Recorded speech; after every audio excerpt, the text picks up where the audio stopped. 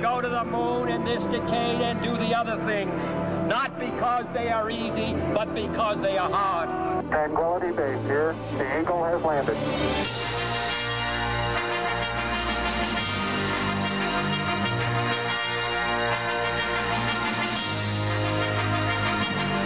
Our new era of space exploration has begun.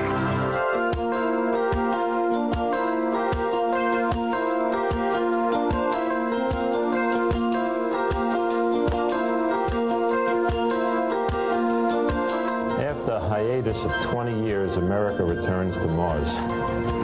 New hopes for knowledge and peace are there. And therefore, as we set sail, we ask God's blessing on the most hazardous and dangerous and greatest adventure on which man has ever embarked. Thank you.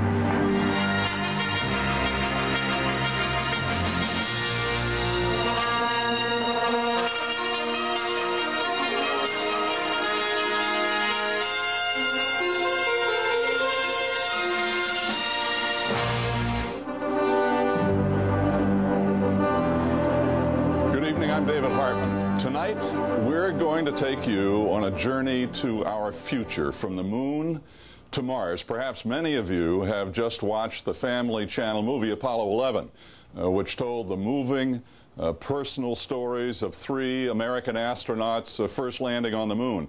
In a few moments, Buzz Aldrin will tell us firsthand about walking on the moon that unbelievable July day in 1969. And then, over the next 90 minutes, we're going to explore our future in space and what it could mean to all of us. To appreciate where we're going, it helps to know where we've been.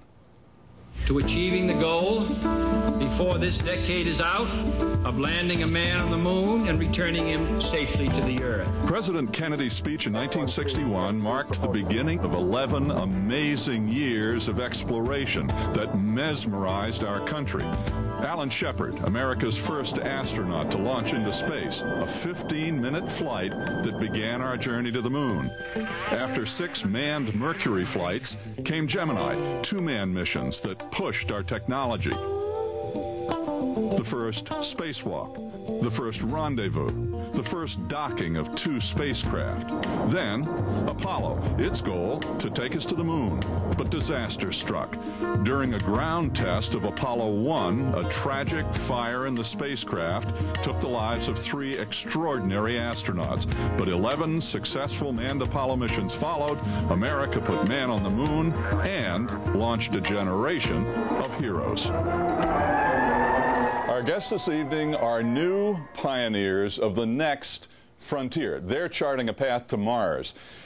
This program comes at a very exciting time. Just 10 days ago, NASA launched the Mars Global Surveyor. It will orbit Mars and study it.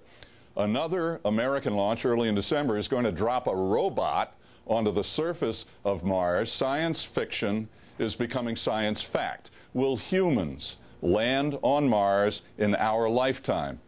Should they? What are the risks? The benefits? What are the costs? Could the money be spent better elsewhere?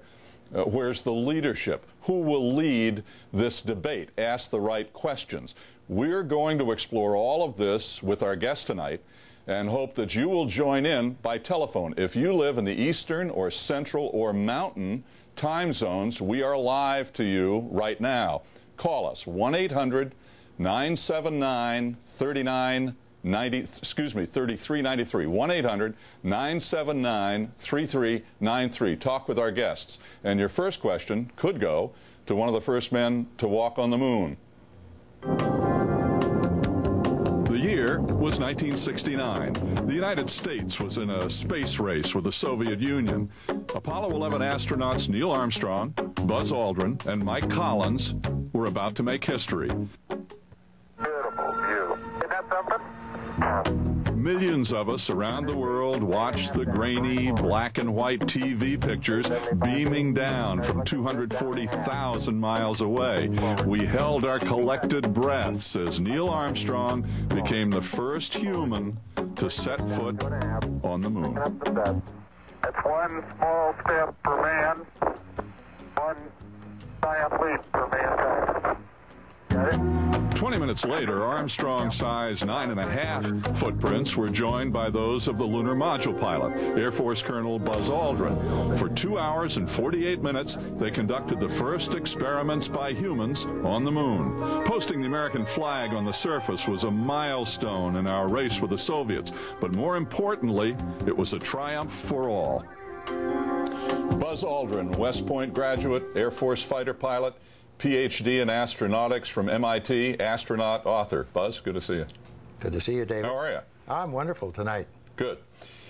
That July 16 decision to launch on that date, we're led to believe there were significant doubts on some people's part about whether to go on July 16th. How significant were the doubts? What doubts, if any, did you have about the wisdom of going on that day?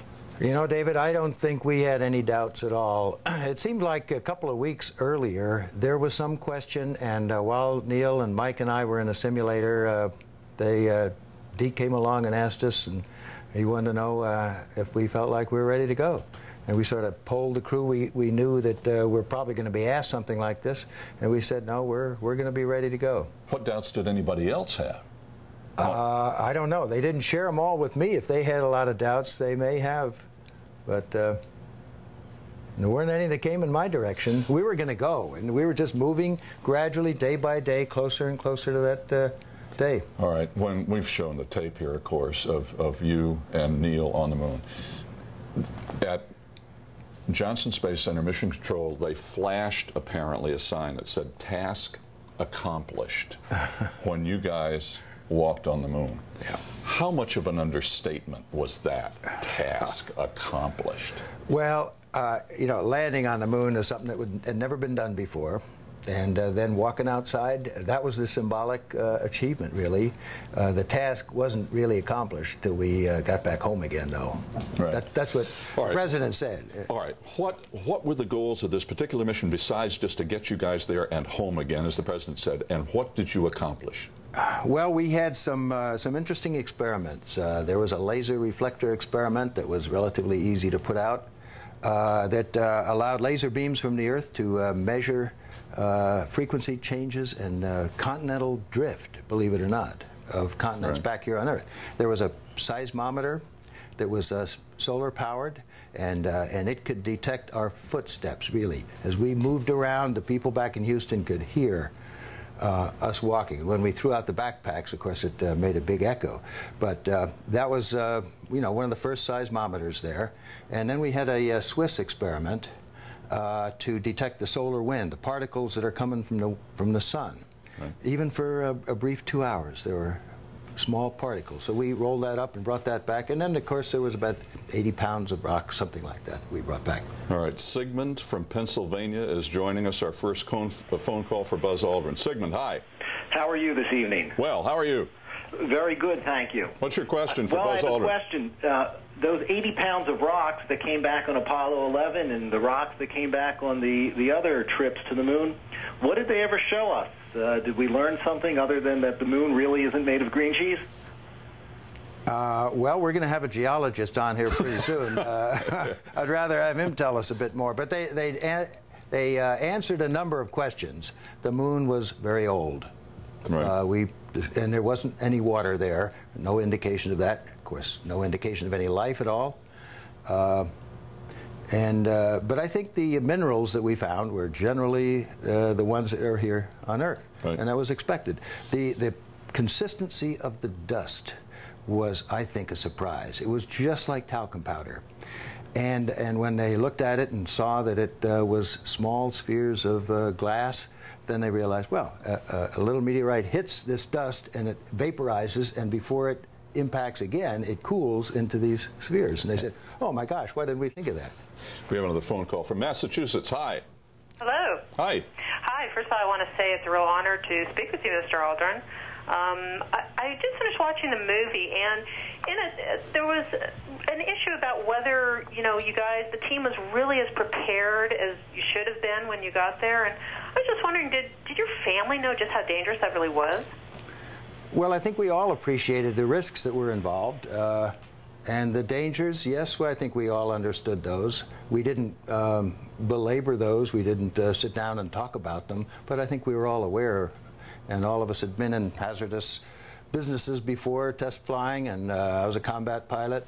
I'll tell you, that is real scary situation, because you don't know what's going to happen in combat. What we were doing, we trained for... Go ahead. We trained for a lot of emergencies, so we knew how to deal with those. All right, but when you're sitting on top of the Saturn V, when you shot off the moon, you didn't have the kind of control you did in an airplane. You know the airplane, you know you're ready for emergencies, you know pretty much you're in control. But sitting on top of the rocket, you weren't. But you got a lot of guys there working with you in the control center. But we also had, as we mentioned, your friends Gus Grissom and Roger and Ed. With that image somewhere sitting back there, how do you deal with that? How did you deal with that? You don't think about it. You think about what's in front of you. Do you really just say, shut it out? Yes, you have to do that. Right. Your mind may wander, and then you focus right back again on what's in front of you. We'll take more of your phone calls after this break. The number 1-800-979-3393. And we'll also be joined by Harrison Schmitt. He is one of the last men to walk on the moon. Also Corbin Bernsen. He is starring in a new television program about the lives of astronauts called The Cape. We'll be right back.